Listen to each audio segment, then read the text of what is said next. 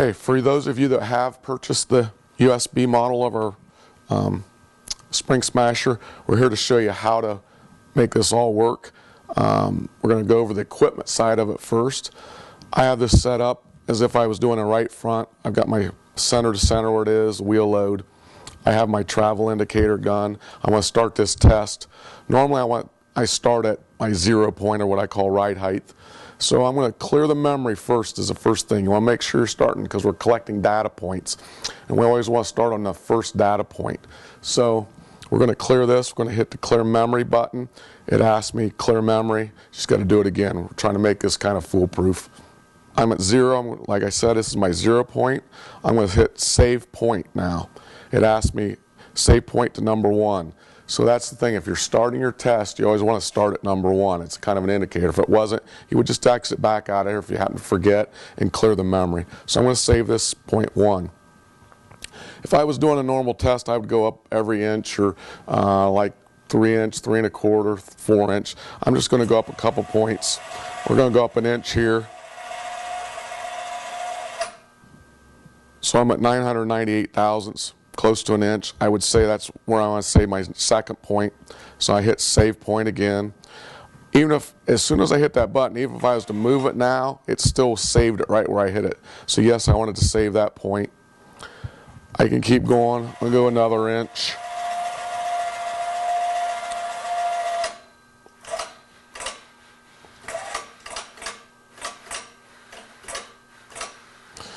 At this point, I'm going to hit another point, so I'm going to save that.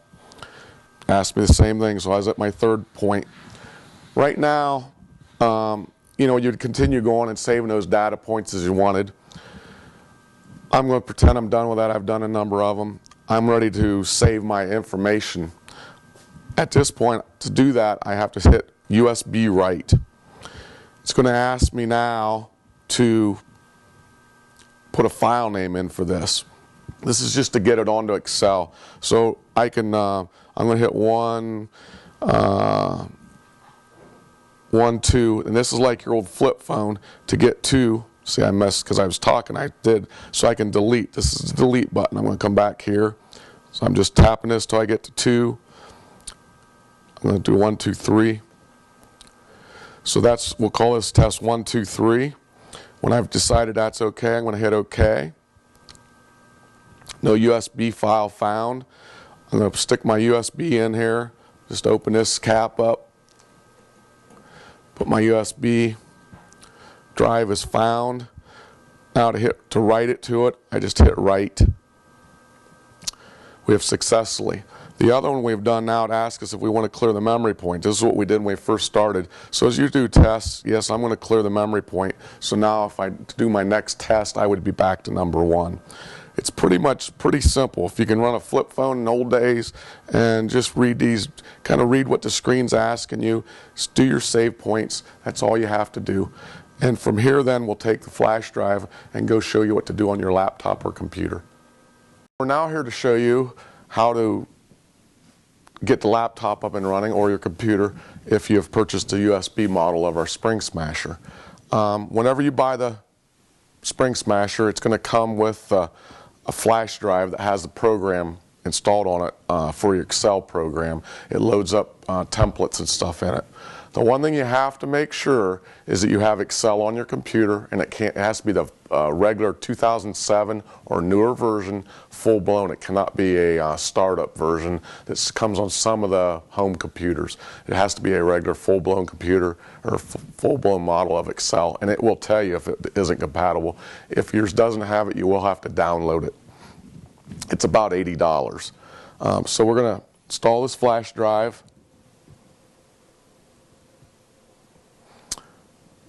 Open the file folder. In it you'll see the Spring Smasher setup. We're going to double click on it. It's going to ask you, do you trust us? Hopefully you do. If not, you won't be able to use this program. So we're going to click yes. It has a startup wizard, pretty simple. You're just going to hit next. It's going to ask you, to install. I'm going to hit install. We're finished already. I'm going to hit finish. At this point I can pull the flash drive out. You want to keep that in case you ever want to reinstall it, and you can also use it on the USB to collect your data points. If you look now on your, we put a desktop. On the desktop we have a shortcut to this. It says Spring Smasher. I'm going to double click on it. We now have Spring Smasher reports at the bottom, Spring Smasher overlays, reports and overlays. To open the template, these both are template. The Spring Smasher overlay and the Spring Smasher report are templates. First thing you're going to want to do is open this report. So I double clicked on it. It's open in Excel. Now I have another flash drive here that has some reports, as we call them, or the data points that we've collected. I'm going to install it in the computer. You always want to try to do it first. This first one says load machine data file. It says import file created by Spring Smasher and stored on flash drive. So I'm going to click on it. Okay, it's telling me I cannot do this because I didn't enable macros. Up here, there's a security. I'm going to enable the content. That's one thing it's probably always going to do to you, is it's going to tell you the first time only that you load this that it's going to make you enable that macros. And if you saw, I just went up there and did that. I'm loading machine data file again. It's brought me to my flash drive. And if for some reason it wouldn't bring you to this, you could always go, if you know about it, you could go to My Computer, look up your flash drive, and you should be able to open it and get to here. But this did it automatic. So we're going to download one of the reports that I had done. So I'm going to highlight it and open it up. Now it asks me if I want to delete that from the flash drive. One of the reasons you might want to is so that if you don't delete them once in a while, you're going to find you're going to have a whole bunch of these reports in there, and you're going to have to dig around for that report that you want. I'm not, because I don't have a lot, but it gives you the option right now to automatically delete it from the flash drive if you want.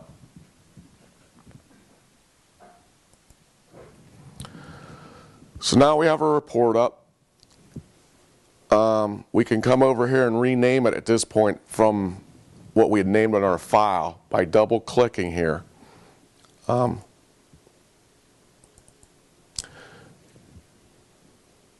now have our cursor there. We can back tab, we can call it whatever we want. I'm not going to change this one, but if we did, I'll just show you by backspacing. I can do that. I'm just going to call it the same thing. There, I actually called it a bump stop. So if I need to click here to quit the cursor, then that'll name that the BS or bump stop one. It's showing me in this block here, center distance, which is off the machine, travel distance, wheel load. The offset load is the other load number that was on the computer. We didn't happen to have that one on this particular test, so it didn't show. I can flip this right now to showing the travel distance versus wheel load by clicking on these buttons right here. So now I've looked at this and I've decided this is something I want to save. This is a report I want to save.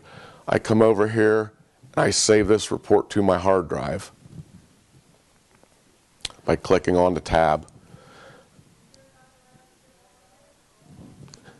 It's asking me the file name. I could rename it here. It's saved what I was in that box from the report. I'm going to just hit save. If you noticed, it's saving in Accu-Force Spring Smasher reports. It should be right in your documents. If you know much about computers, you can go right to my documents and get this. So now that I've saved it, if I wanted to look at it again, if I clear this and didn't have it, I can go over here to load report, and it says import previously saved report from hard drive, which is what we had just saved. It's going to ask me, it's going to just open up that reports file folder, I can click on the one, like right now I only have this one in here. I can click on it and open it up. And that's a quick tutorial on how to import the reports from your flash drive, how to save them to the hard drive, and what to do with it. At this point, I can just quit this screen, or I could have printed the report. Okay, we have now loaded some reports onto our Excel spreadsheets, and we want to look at some overlays. We want to look at some of these overlaid on top of each other. We have to go back to My Documents and get in Spring Smasher Overlay. I'm going to double click on it to open it up. It's an Excel file again. Probably one of the things you've gotten used to using these tabs over here. This says Save Overlay to Hard Drive and Load Overlay from Hard Drive. Well, we haven't actually saved any overlays yet. You might, but right now we've got reports saved. So what you're going to do, I'm going to minimize this a little bit. We actually want to load the reports down here in these boxes. We can load up to 4 reports. So I'm going to go down here to load report number 1. Same thing. First time I use it, I'm going to have to turn the macros on. Here in this thing it says macros have been disabled. So I'm going to enable content, because I got to get rid of this box first, and enable content. So it'll give you warnings like that. It should only happen to one time, the first time you load the program though. So now we're going to load the report. Same thing, it's going back into a folder in My Documents that we've set up. It's part of the install process. And now I've loaded some things in here, some reports. So I'm going to choose reports I want. I'm going to choose this 300-600 double stack. I'm going to open it up. And it's in the first box, and it's showing us that. I'm going to compare it to something else, so I'm going to have to load report number 2. I'm going to do it against another 275 with a bump stop. So now I'm loading that. I'm going to go up here and change this from center to center to distance traveled, because for me that's more interesting. I can see, I know I started at my wheel, or from my center to center, my right height number. So I'm going to change this box right here from center to distance traveled. And it's now overlaying my 2 different things. We could load up to 4 of those. The one thing I got to show you, if I went down here and did, neither of these, if you notice, have an offset load. So if I was to click this box, we actually lose a chart because it has nothing to chart, because there's nothing in that box. So if you ever come up with a blank box, you might know that, be aware of that. The default setting is the center to center and the wheel load, which means there's no way the machine can't have those 2. You're always going to have that data. So you always have a graph unless you start messing around with buttons, but that is why the graph went away. At this point, if I decide I've got 3 or 4 of these in here and like it, I can save that overlay if I want. If I do that, I come up here and say I'm saving the overlay to hard drive. Now the one thing, you're going to have to name this at this point, because it doesn't know, it can't pick that one file because you're doing multiple files. So you're going to have to name it what you want. I'm going to say overlay 1. Yeah, I did good. I had the cap locks on. But anyway, we're going to save it at this point.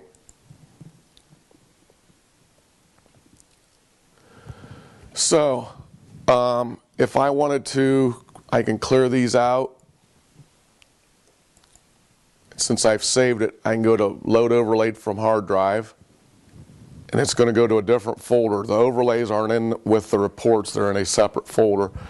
And there it is, and I could always open it back up to look at it if I wanted. This pretty much runs you through. Hopefully, you're going to have a little computer savvy, but not a lot. We put a lot of tabs in here to make it easy. Hopefully, this will run it through and take a lot of the questions you'd have about how to use this program.